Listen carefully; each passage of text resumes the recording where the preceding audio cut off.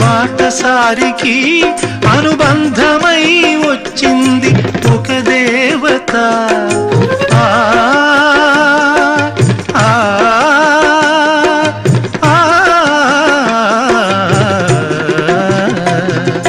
బంధమంటూ ఎరుగని బాటసారికి అనుబంధమై వచ్చింది ఒక దేవత.